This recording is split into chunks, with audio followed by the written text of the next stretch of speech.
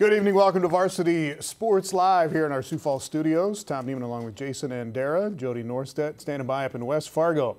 We had O'Gorman and Huron live tonight from McEnany Field in Sioux Falls. It was chilly out there, huh? It was chilly. We got the outside, as Steve Keeter put it, the luxury suites on top of the press box. And yeah, I'm thawed out. I'm ready to go. At least it wasn't snowing and raining. I mean, it is October. It is. All right. Yeah. And O'Gorman's pretty good. O'Gorman's pretty good. Let's start with the scores right there. And they beat Huron tonight 41-9. Tigers kind of hung around for a while, but O'Gorman, the #1 team, is 7-0 now after that win tonight. We got highlights of that game coming up. Rapid City Central beats Roosevelt tonight out in Rapid City 19-18 after Roosevelt got out to an 18-0 lead. And we'll take a look at some of the highlights in that one as well. Sioux Falls, Washington goes to Aberdeen Central, and Washington wins 35-13, so the Warriors are now 5-2. Brandon Valley beats Watertown. Watertown led that game 7-0, and then Brandon Valley had a big second half to win it 34-7. We'll take a look at that one as well. Sioux Falls Lincoln knocks off Rapid City Stevens 31-20. Big night for Tommy Thompson, had 4 touchdowns for Lincoln. Pierre has won 6 in a row now, Jandy. They're kind of taking control in 11AA. Yeah, we've talked about this AA class that's been so wide open all year with all these 3-3 teams, but it really looks like Pierre is really pushing to the forefront of that class. All right, highlights of that game coming up as well from Pierre. Harrisburg gets 2 touchdowns in the 4th quarter to come back and beat Brookings 14-7. Yankton, that is the correct final, 77-42. Everybody, Ethan Wishen, Cade Koletsky, big games there as Yankton rolls 77-42. Spearfish, go ahead. No, I was just saying that's the most points they've scored in the post-1981 playoff era. That's a lot of points. Spearfish over Douglas, 34-6 tonight. In 11A, Madison, #3 team in the class, beats T Area. That's the first loss for T Area, 10-7. Highlights of that game coming up as well. Dakota Valley and West Central was close the whole night. Dakota Valley kept scoring. West Central kept coming back. And Dakota Valley, the #1 team, hangs on to win 29-27 tonight. We'll take a look at that one as well. St. Thomas More just gets by Hot Springs, 21-14. Lenox and Canton. Canton, the #1 team in 11B. They knock off Lenox 35-18. Some highlights of that one coming up as well as Canton is 7-0 on the season. In 11B, it was Bridgewater Emory Ethan 48-6 tonight. Brady Hawkins, 5 touchdowns in that game, 3 through the air for Bridgewater Emory Ethan. Sioux Falls Christian rolls again, Jandy. They are 6-1 after a win over Tri-Valley tonight. Tough year for Tri-Valley. 38-0. Wolsey Wessington, the #1 team in 9AA. They are done with their regular season. They are 8-0. Big night for Lyndon Williams for the Warbirds, and we've got some highlights coming up from that game. Wolsey Wessington knocks off Gregory tonight. Garrettson over Viborg Hurley, 35-8. Garrettson is 7-0 on the season. And in 9B, Jandy, it was Castlewood on top of Coleman Egan. Castlewood 6-1. That's the first loss of the year for Coleman Egan. And Canastota Freeman, a win over Hanson tonight, 48-8. Canastota Freeman, the #2 team in 9A. They are unbeaten at 7-0. And Cologne did win that game 60-8 tonight over Corsica Stickney. So Cologne is 7-0 as well as we get to the end of the regular season. Good night of games in South Dakota. Let's take a look at North Dakota. All right, Jody Norstedt's got highlights coming up from Bismarck and Bismarck Legacy. Bismarck 7-0 now after the win, 56-0 tonight. Century over Davies, 45-3. Bismarck and Bismarck Century will play each other coming up next week. West Fargo Cheyenne is 6-1. Shutout of Grand Forks Central tonight. Highlights of that one coming up with Jody. Mandan gets to 5-2, 42-28 over Minot tonight.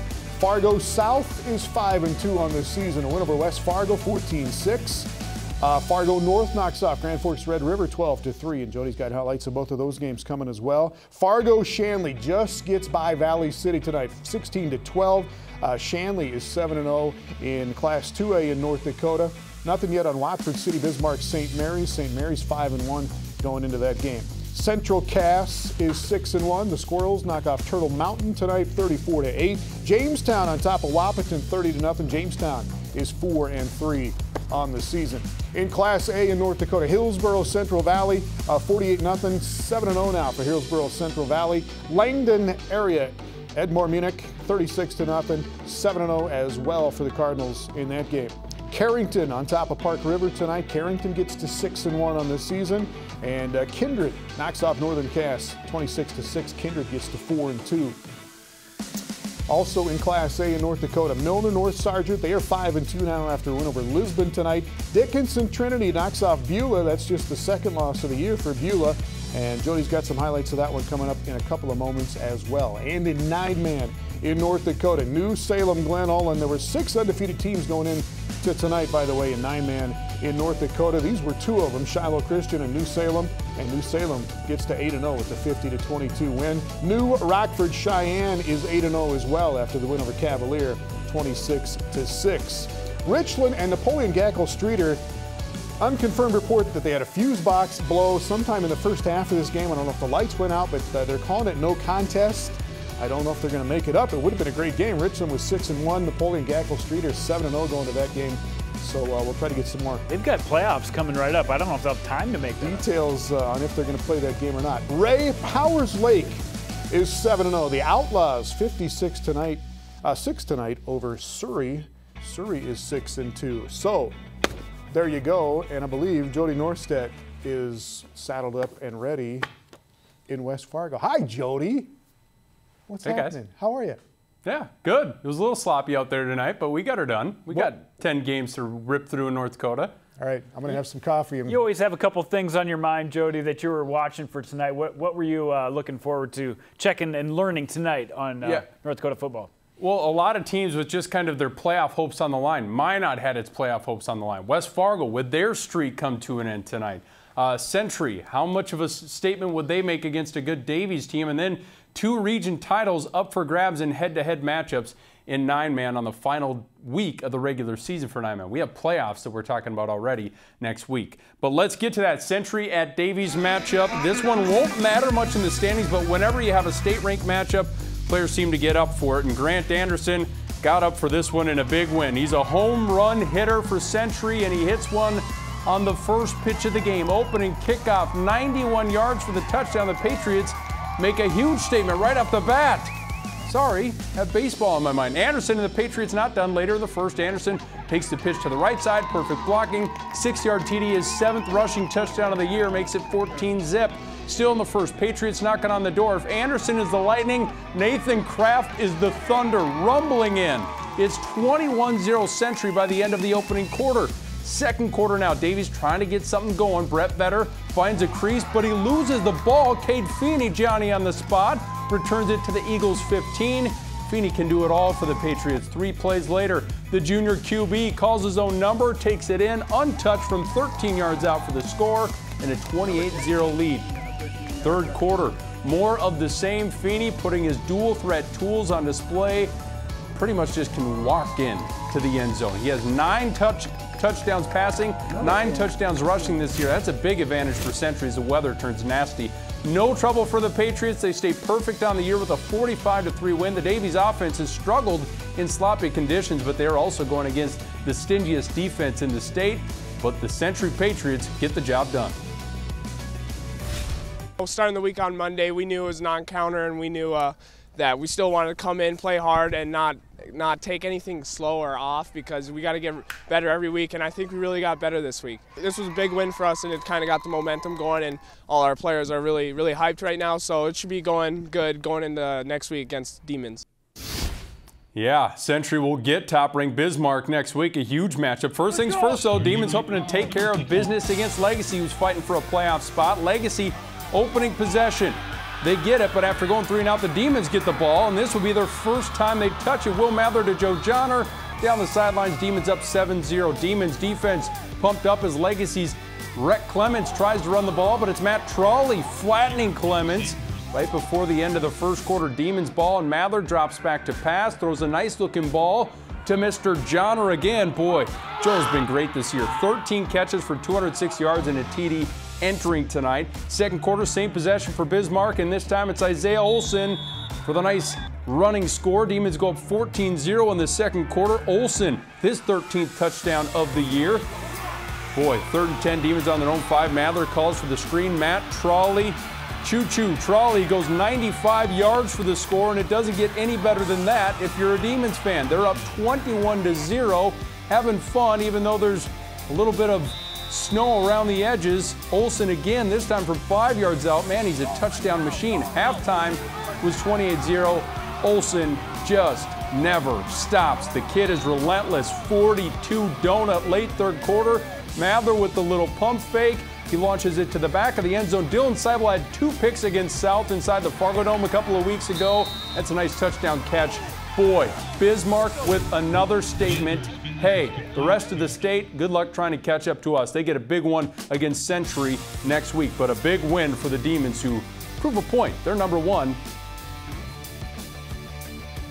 When you got a defense that holds a team to 0 points, you're going to win a lot of games. And you know, those guys up front, they make the offensive line work, and then our linebackers come and fill, and then our DBs play great. So that's all you can ask for as an offense. Coming out the gates, we had a lot of energy on defense, a lot of emotions running through crosstown rivals. We were really excited to play these guys.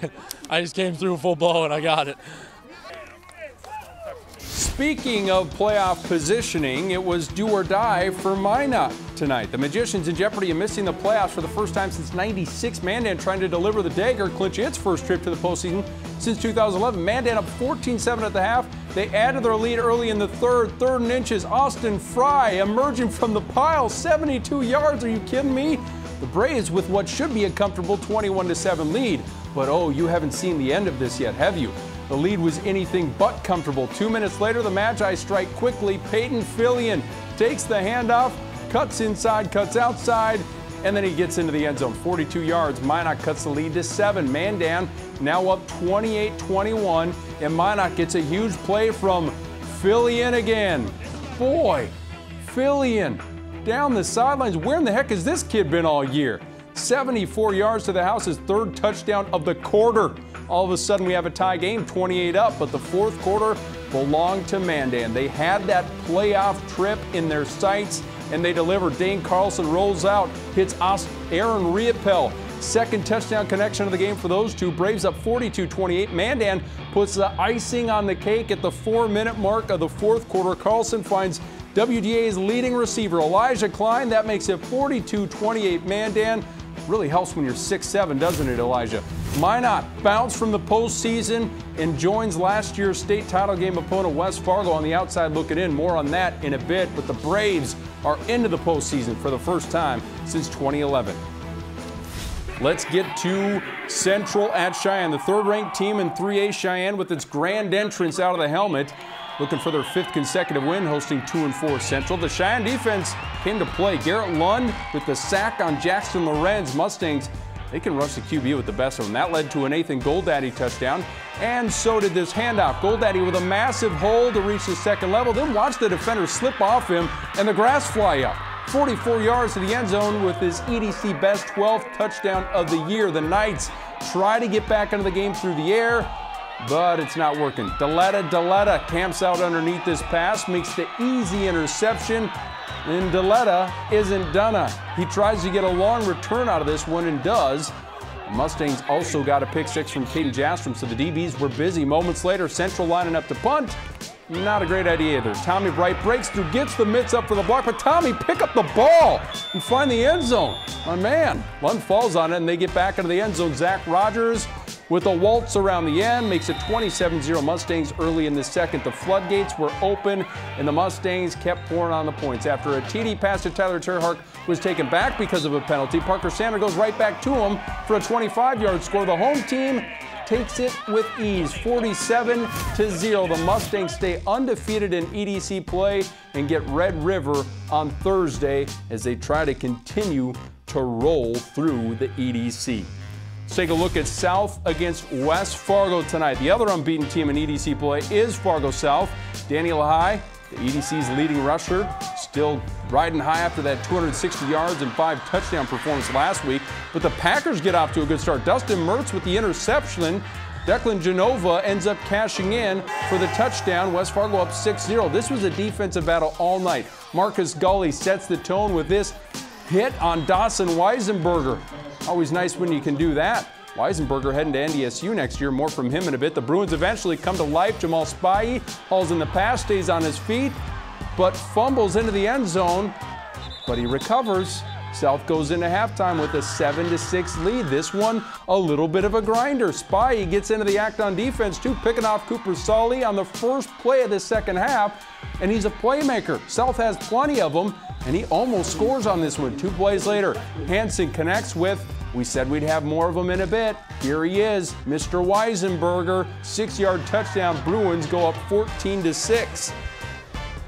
Jay Gibson telling his quarterback, we need to move the ball. Sully hooks up with Carter Barincott deep in Bruin territory, and it looks like the Packers are in business. A chance to possibly tie it up against Fargo South. But late in the game, John Farr comes up with the huge interception, the EDC's leader in interceptions, and the Bruins hold on for the victory over West Fargo. The Packers officially eliminated from playoff contention, and Fargo South stays unbeaten in EDC play, keeping pace with West Fargo Cheyenne. They take on Davies next week.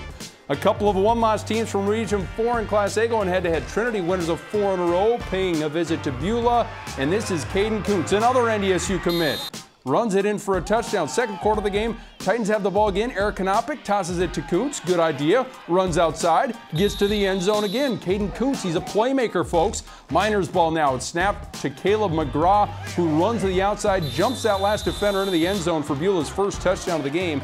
12-6 Titans. Trinity does go on to win this one, 24-6. So the Titans finish the regular season with a huge win. They have a bye next week because they're scheduled to go against Garrison Max, who has forfeited the rest of the season. Big one for Beulah against Bowman County next week. Another Class A collision. How would Carrington respond after last week's loss to Langdon Edmore Munich? The Cardinals dropping from 2nd to 5th in this week's poll. Well, they had their way with Park River tonight in the snow. 3 minutes into the game, Seth Nelson throws downfield, finds Drew Page. That's a quick 24-yard TD strike. 8-0 after going for 2. Carrington up after a 3-and-out. Carrington gets into Park River territory trying to take advantage. Lucas Geisler, the pitch from Nelson, but the ball comes loose. Lane Bell swoops it up and takes it 20 yards the other way for the Aggies.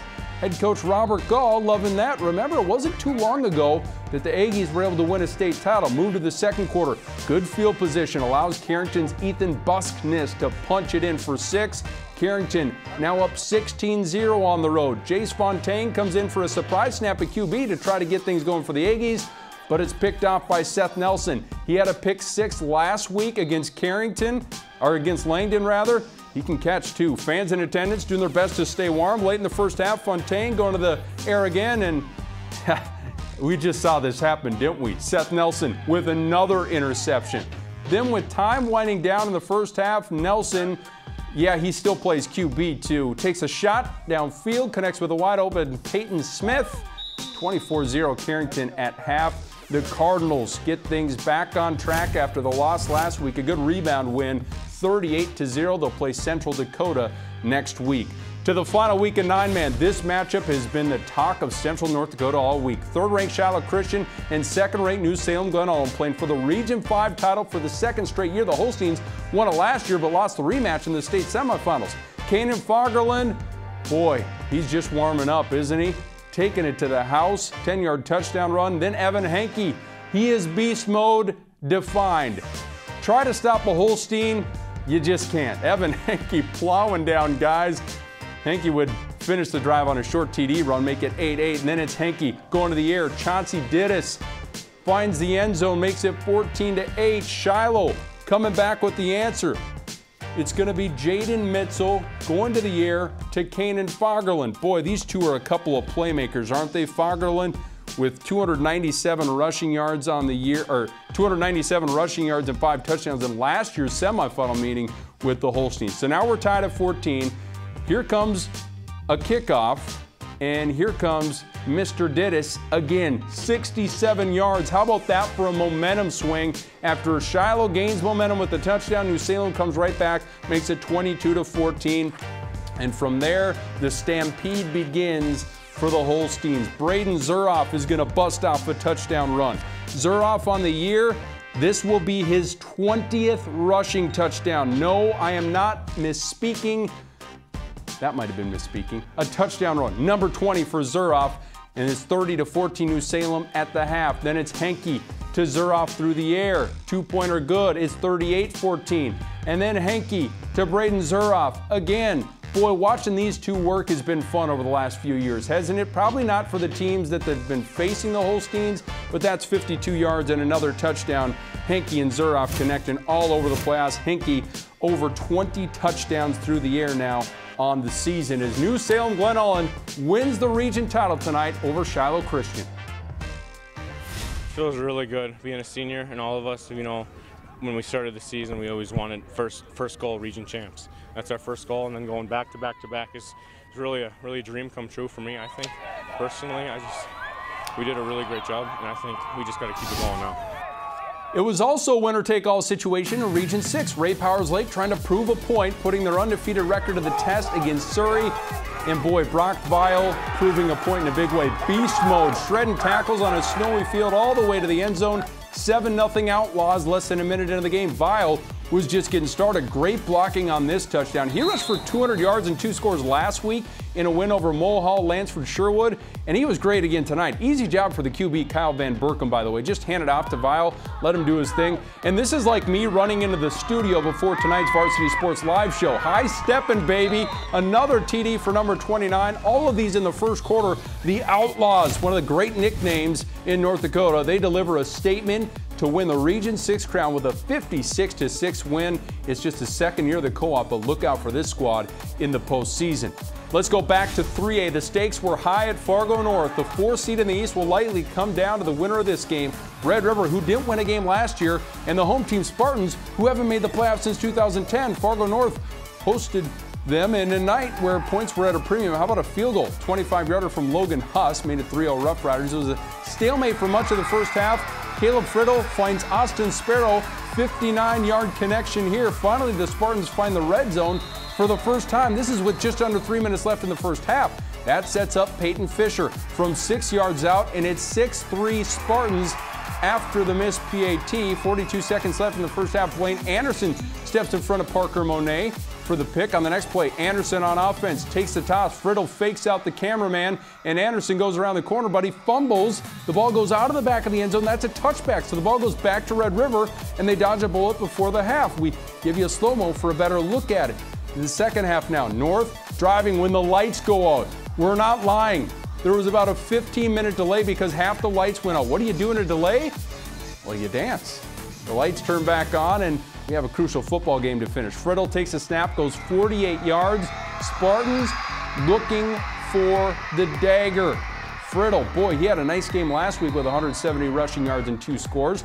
And it comes by the way of Anderson does the spark. He punches this in with 3 minutes left, and the Spartans win it 12-3. They are now in the driver's seat for the 4th and final playoff spot in the East. How about that win for Fargo North? We knew it was going to be a grind all game. We knew what kind of team they were and what kind of team we were. So we just wanted to grind it out, and we knew what was at stake. So we wanted to play our brand of football and make some plays. So guys, Fargo North jumping out of conference play next week, but they're back in conference play in the final week. They beat Central. They are into the playoffs for the first time since 2010. Pretty remarkable for a team that just lost like 4 in a row. They're turning it around, and you've got playoffs next week, right, Jody? Yeah, playoffs and 9-man begin next week, so we'll be talking about a lot of those 9-man teams, some of those good teams, top-seeded teams, getting that first-round bye, but we'll have plenty of action coming up next Saturday. All right. Thanks, Jody. Appreciate it. We'll get back to you here in a little bit. Sounds when we good. come back on Varsity Sports Live, South Dakota highlights of the night. We got highlights from Rapid City and Aberdeen and Watertown. Great game between Gregory and Woolsey of Wessington. Harrisburg with a comeback to beat Brookings tonight. All that's coming up next. Varsity Sports Live on Midco Sports Network is presented by Avera Orthopedics, Farmers Union Insurance Agency, South Dakota State University, and Farmers Union Insurance.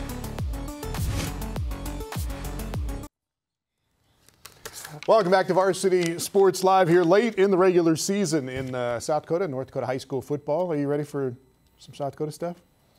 Yeah, let's do it. All right, our live game tonight was... What a night, though.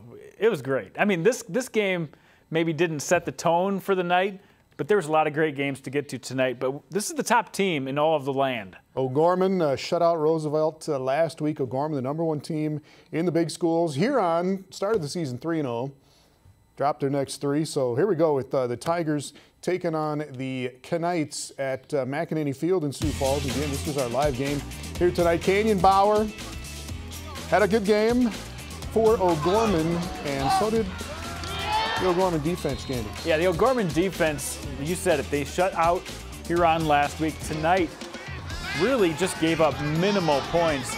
But they got it started with Andrew Pujado. This one right there goes to their junior Jacob Bird, but the touchdown to Pujado to get them up 7-0 quickly.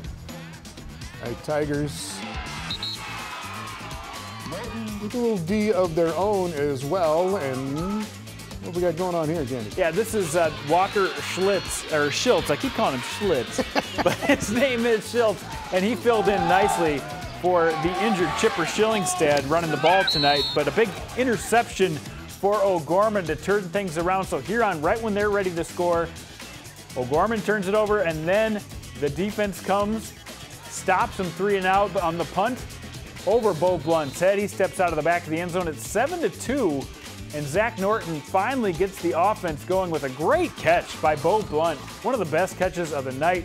And then you just give it to your guy with 4.5 speed and say, you go make a touchdown, and that's what happened. Canyon Bauer, that was the first of his scores on the night. O'Gorman goes up 14-2 after that throw there to Bauer, and then they hit him again here after Norton went to Connor Pavelko for a long run. Norton to Bauer there. It's 21-2. Knights in the lead.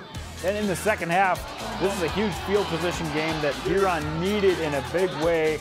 And you see they recover the fumble inside the 10. Jet McGurr keeps it off the left side. And you think, you know what?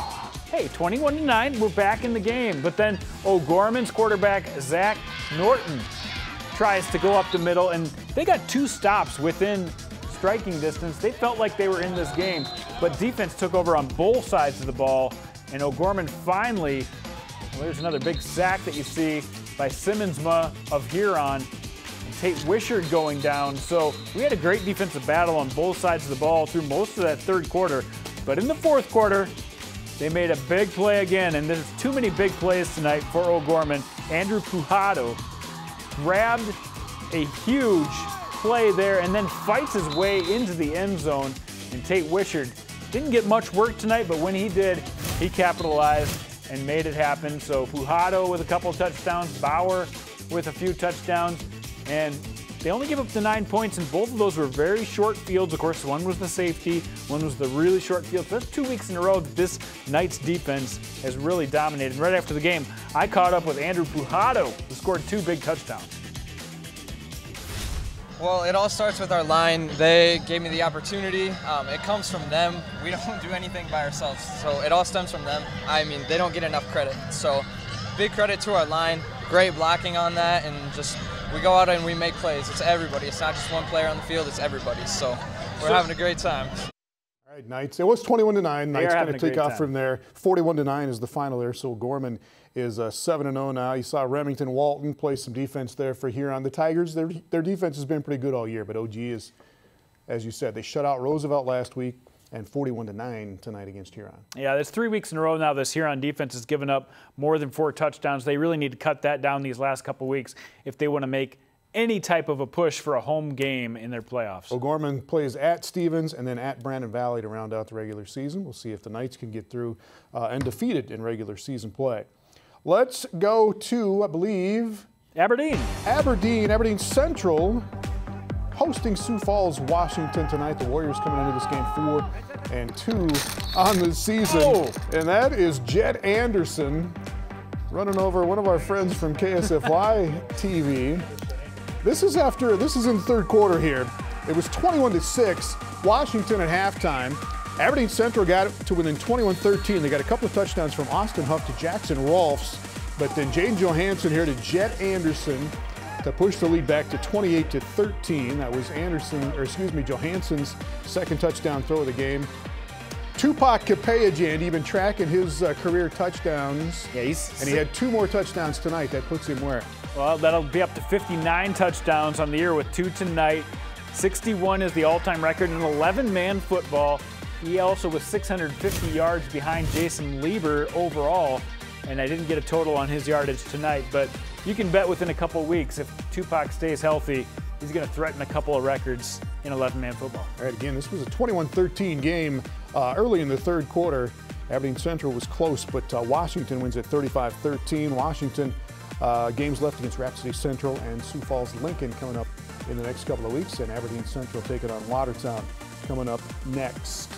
Speaking of Watertown, Arrows at home tonight. They got by Harrisburg last week in a close one, 35-33. Watertown 5-1 going into this game, Jandy, against Brandon Valley. And the Lynx there mess it up on the punt. Matt Glines gets on it for Watertown. And then Brandon Smith with a touchdown, and the Arrows are in the lead 7-0. So Brandon Flory still has that MCL injury. Brandon Smith's been playing well, stays in there, and it was a big second half for these guys, and these guys have been really hot over the past month. We're talking about Carter Olthoff and Thomas Skolton. Yeah, Skolton to Olthoff there, 7-7 at halftime, and then Brandon Valley, as you mentioned, takes over in the second half. Skolton, Olthoff again, 14-7, Lynx in the lead. Nobody likes these white uniforms for Brandon Valley. I kind of like them myself. Interception there for Jesse Steffel. Yeah, he's such a great athlete. He just knocks people over when he gets to run, but playing on defense as well. He could be one of the next great defenders for this Brandon Valley team, and they need to pour it on with that passing. Guess who gets that one? Olthoff again, third time on the night from Skolton. This is Cole Silliuson for a late touchdown. And after Watertown gets up 7-0, Brandon Valley comes back and wins it 34-7. So both of these teams are now 5-2. Yeah, a little separation between that 4 and 5. Again, Arrows not the healthiest they've been all season long, and it really took till the second half for the Lynx to get together. That's 2 weeks in a row now. The Lynx have waited till the second half. They got to play some first half ball next week. All right, back in Sioux Falls. A tackle, number 60. Let's go to Harrisburg Field. Lincoln hosting Stevens. These teams both 1-5. Coming into this game, Jason, and the Raiders just could not get much going offensively in the first half, or they picked it up a little bit after that. But Tommy Thompson, big game. That's a duck, but he'll take it. Gets them close, and then Thompson will finish it off here on a 2-yard run. And Lincoln is out to a 14-0 lead. Thompson's getting back to full health too. He's been banged up part of this year, and Colton Hartford quarterbacking for Stevens, so they've had quarterback issues, getting banged up. But they did get some offense finally with a big strike right here. I believe that's Hansen. Zach Hansen with the score there from Thompson. And that is the third touchdown of the night for Tommy Thompson. 21-0. Lincoln gets out to the lead. They lead at 21-3 at halftime. Corbin Mahaffey, a couple of field goals for Rapid City Stevens. And Bridger Nesbitt, a touchdown grab again for the Raiders, but they fall to 1-6 here. Tommy Thompson in on all 4 touchdowns for Lincoln as they get their second win. This is a big game. 9 teams in 11 AAA, only 8 make the playoffs. Both of these teams needed a win tonight to kind of stay out of that 9th spot. So a big win for Lincoln, not making the playoffs last year, to try to avoid that same situation this year. See the Raiders at O'Gorman next, and Sioux Falls Lincoln goes to Brookings coming up next Friday night. Let's go out to Pierre, Jason. A little streaming action. Pierre coming into this game 5-1. The Governors have won 5 in a row. They've had shutouts in the last 2 games. They get some scoring from about everybody. What do they got going on at quarterback? Yeah. Garrett Stout is playing some quarterback. Yeah. Gage Gehring with a touchdown there. Garrett Stout has really found his spot. Early in the year, they would rotate between, Rasky and Maher. Stout has really taken that spot and shown what he can do. He ran for about 186 yards tonight. Threw for another about 100 and some yards. And McGuire Rasky. Rasky's starting to run the ball. He had 4 touchdowns last week, another one this week. So this Pierre team really looks like they're going above and beyond. Yeah, another guy, Jack Maher. Yep. We've heard a lot about all year. Pick 6 here. 28-7. Pierre gets out to the lead at halftime. Keel Nelson had that first half touchdown run for Mitchell. Garrett Stout went to Zane Sukard for another touchdown in the second half. Right there. Stout over 100 yards passing and rushing. Maher, huge night as well. All right, the Governors have won 6 in a row now after their opening loss to the season. They get to 6-1, and at Roosevelt coming up next for Pierre. Then they finish up the season against Aberdeen Central. Brookings and Harrisburg in 11 AA, Jandy. I think there were 4 teams that came in, 5 teams that were 3-3 coming into this weekend, and there was no scoring. That is Isaac Brower with a grab. I gotta say, that was a nice shot, too, by Max Jensen to keep that thing in frame. Well, here's Brower again. Now watch what happens here. He gets stripped out of there by Walker Resman, taking it back the other way for Brookings, and he will take it back all the way inside the 10-yard line. Now the Harrisburg sideline is Brandon White's not happy with that. A little mad because there was an inadvertent whistle in there. Brookings kept the ball, but they couldn't put it in the end zone anyway. And it was all defense in the first half here. They get close, did not get in. So it's 0-0 at halftime. Yeah, these two teams have made their seasons off of defense, really showed in this game. Brookings finally gets on the board in the second half. Jacob Schoen with a touchdown there, puts the Cats in front 7-0, and then Jack Tigan came up big late, hits Anders Clayton for a touchdown to tie it at 7, and then with about 3 minutes left in the game, Jason Tigan to Cade Boyer for a touchdown, and Harrisburg pulls it out with 2 late fourth quarter touchdowns, and Harrisburg gets to 4-3 with that win. A big win, both teams at that 3-3 mark, trying to get some separation. Brookings came in as the number 2 seed, actually. They're not going to stay there after this week. All right, in 11A in South Dakota. 11A, Dakota Valley. Yeah, class I've been looking forward to all night. Good games tonight. Dakota Valley at 6-0, number 1 team in the class. West Central 3-3 coming into this showdown. And Nate Rice had a big game for Dakota Valley. That is Jake Lickness down the sideline. And Dakota Valley in the lead early, 8-0. And Dakota Valley kept scoring. West Central kept coming back and sticking with them in this game. Get to the second quarter coming up here. Cooper Morris with a touchdown. Ooh, little trickeration there. And a little bobble and a catch. That's a nice grab. And look at that, 2 big pass plays for Dakota Valley. And this is a team that really likes to grind it out in that double wing that they run. And this time, that is Jevin Kratz. 67 yards there. So Dakota Valley goes back up 15-7, and then Rice here on a 30-yard run, 22-7. Dakota Valley in the lead at halftime, but it was not over yet. West Central, Clayton Hanish with a nice little run here. Gets knocked out, but sets him up. That sets up Brock Haldeman with a touchdown and makes it a 22-13 game. Yeah, you're right. They kept in this game, and this has been a team all year long that you kind of count them out, and that's right when they start coming back. Yeah, Hanish again here, and West Central gets within 2 points. It's 22-20. Dakota Valley in the lead, and they just kept hanging on to the lead. Rice to Sam Chesterman for a touchdown, 29-20, with about 3 minutes left in the game. But with a minute and a half left, West Central scores again. Haldeman to Jackson Miller. Here they come. To make it 29-27, but Dakota Valley hangs on from there and wins it 29-27. So Dakota Valley 7-0 on the season. And you see the numbers there for Nate Rice on the evening, and we talked to him after the game. I'd say building confidence, obviously, because this was a huge win. West Central always puts on a good show, and I think from here on out it'll help us with changing our formations, making key changes in our offense as well as our defense to keep going strong. Oh, I think, we came together as a team and made some big plays when we needed to. I thought our kids did a great job of, when they made a mistake, they didn't allow it to linger, and they just came back and make a better play later. They just dug in. They dug in. The coaches did a great job of figuring out what was going to work, and they dug in and made it work, and they fought for every yard, and even when we had a negative play, they didn't let it stop them, and they had a positive play the next time.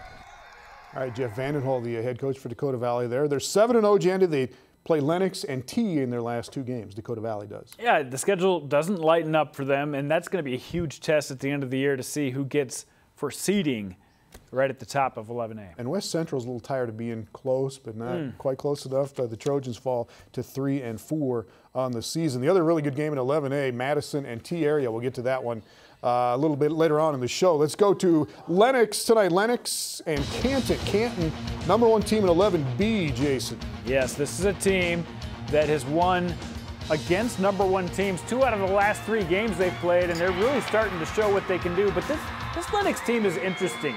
They make big plays, right here an interception, but make big plays through the air. It's Zach Leisinger's team, and he has done this all season long.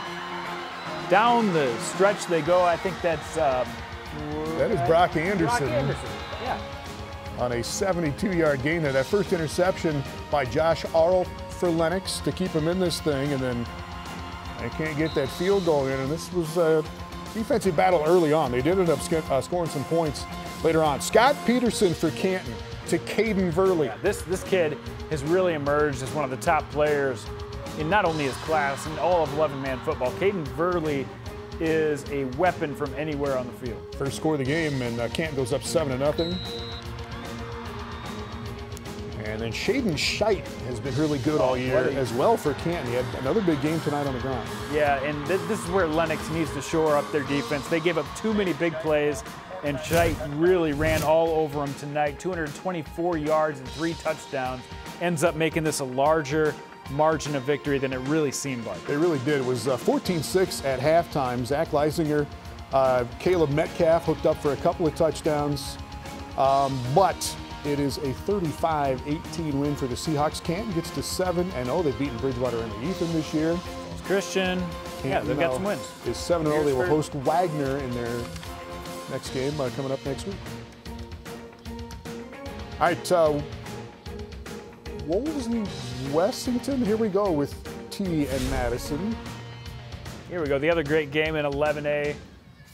And it's been year after year. T comes in to play Madison, and they're not quite there, but this year they were hoping to be the team. But Tyler Tappy, he's got a couple weapons in the passing game, and it starts with a guy like Mason Avery, Jacob Unterbrunner. They got some guys they can throw to, but this was a low-scoring game, and this field goal right here ends up being more important than you think. All right, T got out to a 7-0 lead. That was a Trey Smith field goal for Madison to make it 7-3. And Carter Schleichhaus gets in for a touchdown there, but it's called back. That's so costly because that Madison defense came up big and took the ball away after that penalty. That swayed the entire football game.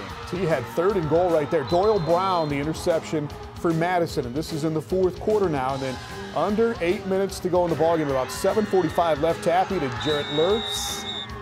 Puts the Dogs in front 10-7. 20 seconds left here.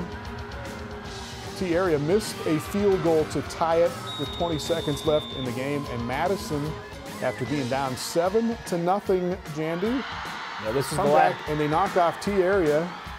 The last drive of the game had just a few seconds left to try to get this thing together, and field goals were huge in this game, but just not enough on it, and it came down to a field goal. That would have tied it up. Tied it up. Maybe probably sent it to overtime. That was with 20 seconds left there, but Madison. How about Doyle Brown on defense? I mean, this was a defensive game. He had a fumble recovery, 6 tackles, a defensive interception. Huge game, and right after the game, we caught up with one of the Bulldogs. Yeah, we usually run that one to me. Ran against West Central last time. We scored, took the lead then. Yep. Usually when we run that play, it goes to me, and usually it's successful. I dropped it last time, but caught it when it mattered, so that's all. It's a great feeling, but, I mean, it's not just me, it's the entire team. And I love it when we all can just do great things and get in that position. I didn't get us in that position, someone else did, and that's a great feeling, meaning it was a team effort.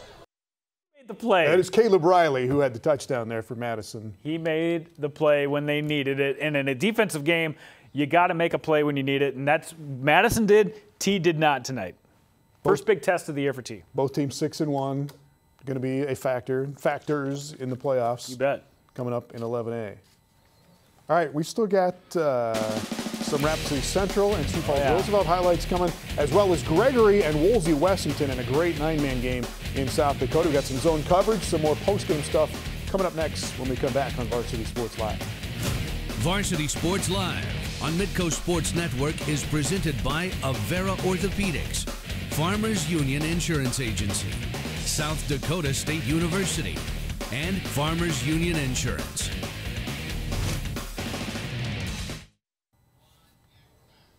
Welcome back to Varsity Sports Live here, getting late in the high school football season in the Dakotas. Let's go back up to West Fargo and some more post-game reaction tonight with Jody Norstad. Jody? Yeah, guys, how about Fargo North? I mean, it was a grinded-out type victory. The lights went out at their stadium tonight. They win it 12. I've done this before, haven't I?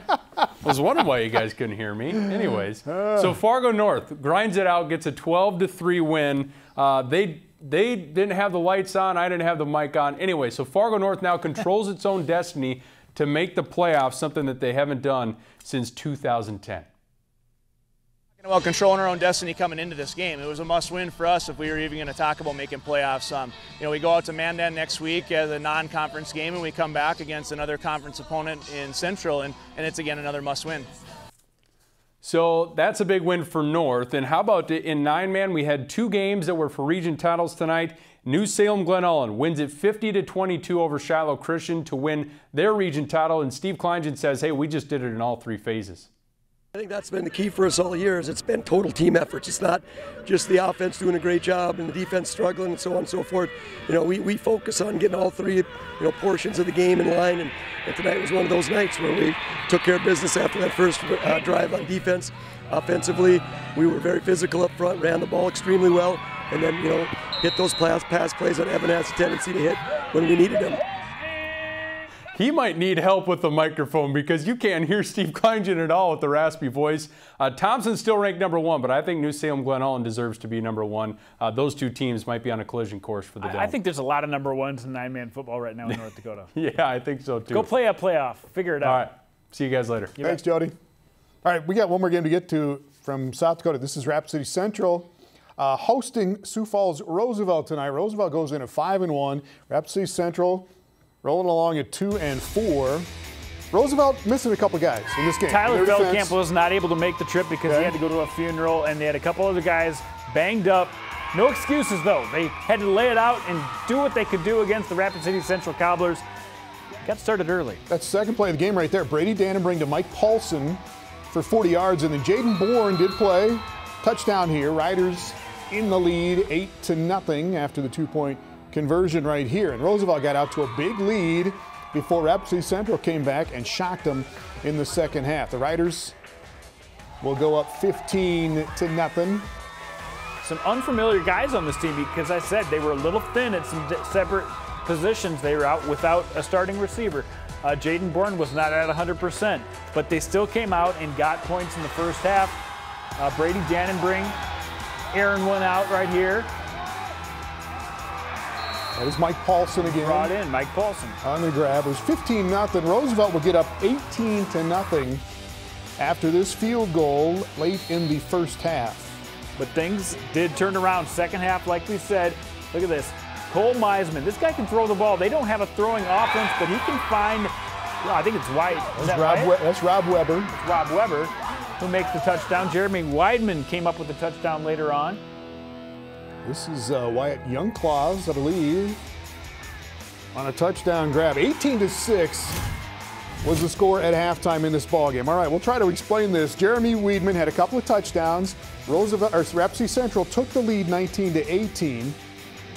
Cobblers had the football. They were trying to put the game away. They fumble at their own 20-yard line late in the fourth quarter. It went back and forth. There was a sack. There was some timeouts. There were some field goals. There were some penalties. Roosevelt tried to convert on a 4th down, but Rapid City Central holds them out of there, and the Cobblers knock off Roosevelt. 19-18 is the final in that one. Jandy will have I can't process that. We'll definitely dive into that during the week. Next week. More when we come back in a couple of minutes here on Varsity Sports Live.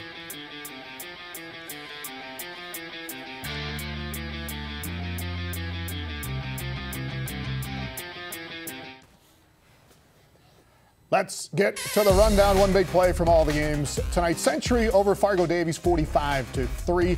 Bismarck is 7-0 after a 56-0 win tonight for Bismarck Legacy. Demons and Patriots, 2 best teams in North Dakota Class AAA. Mandan knocks off Minot 42-28.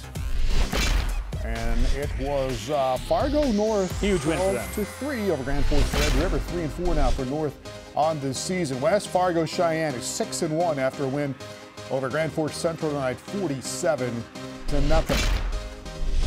West Fargo drops to 1-6. Fargo South 5-2 now on the season for the Bruins as they win 14-6. Dickinson Trinity over Beulah tonight in the the Class A in North Dakota. New Salem Glen Ullin over Shiloh Christian in a battle of unbeaten. New Salem Glen Ullin gets to 8-0. Ray Powers Lake is 7-0 after a 56-6 win tonight. In South Dakota, Jandy O'Gorman knocks off Huron 41-9. Rapid City Central, the upset of the night over Roosevelt 19-18. Washington takes care of Aberdeen Central. Jed Anderson with a touchdown grab, 35-13 there. Brandon Valley scores 34 unanswered to beat Watertown. Carter Althoff, 3 touchdown grabs. Sioux Falls Lincoln on top of Rapid City Stevens, 31-20 to get their second win of the season. Pierre taking over in 11AA. Yeah, Pierre is a team that's now won 5 in a row after that opening loss. Mitchell scrambling to make sense of their season. Meanwhile, Harrisburg's defense showed up, and Jack Tigan makes a nice throw right there. 2 fourth-quarter touchdowns for the Tigers to win that one 14-7. In 11A, Dakota Valley hangs on to beat West Central 29-27. Madison on top of T-Area. First loss of the season for the Titans. Both teams get to 6-1. Canton stays unbeaten with a win over Lenox tonight, 35-18. Some great games in 11A and 11B. Some great games tonight. Glad we can cover them, and coming down the stretch, it's going to be a great year in all those classes. All right, we'll see you next Friday night. College football on Midco Sports Network on Saturday evening, 6 o'clock. South Dakota State at home against Indiana State. We'll see you next Friday night on Varsity Sports Live.